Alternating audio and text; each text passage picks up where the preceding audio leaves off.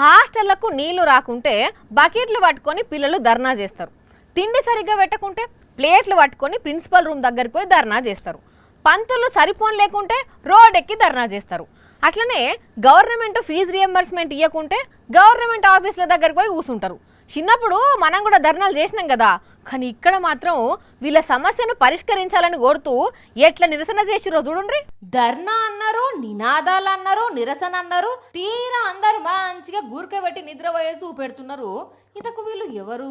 అయినా నిద్ర వస్తే బెడ్ మీద పడుకునే దానికి కుర్చీల మీదనే ఎందుకు నిద్రపోతుర్రు అంటే, బెడ్ మీదకి పోయి పడుకున్నా ఒకటే, ఈడ పడుకున్నా ఒకటే కాబట్టి ఇక్కడనే పడుకున్నారట. ఎక్కడికక్కడ కునుకు తీసినట్టు కనబడుతున్న వీళ్ళంతా అమృత్సర్లో చదివే IIM పిల్లలు. అయితే మన దగ్గర గట్టిగా వానలు పడుతుండేసరికి ఏం తెలుస్తలేదు గాని వాళ్ళ దగ్గర ఇప్పటికీ 45 డిగ్రీలకు మించి ఎండ కొట్టుడుతోని ఎన్ని ఫ్యాన్లు వేసినా ఊక్కపోతుందా గుర్తలేదట.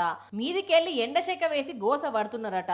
దినం గాలి ఊపుకుంటూనే ఉండన్నా ఒక్కనాడంటే ఏదో అనుకుందుము, ఇక తట్టుకోలేమని ఇట్లా నిరసన తెలిపినరు. ఇది సోషల్ మీడియాలో వైరల్ అవుతుంటే సీనియర్ స్టూడెంట్స్ మేము మీకంటే ఎక్కువ తిప్పలు పడితేనే మాకే పెట్టలేదు, ఇక మీకు ఏడ పెడతారని కొందరు కామెంట్లు పెడుతుంటే అయ్యో పాపం ఎంత బాధపడితే గిట్ల నిరసన చేసిర్రో జర ఆఫీసర్లు ఆలోచన చేయండి అని అంటున్నారు.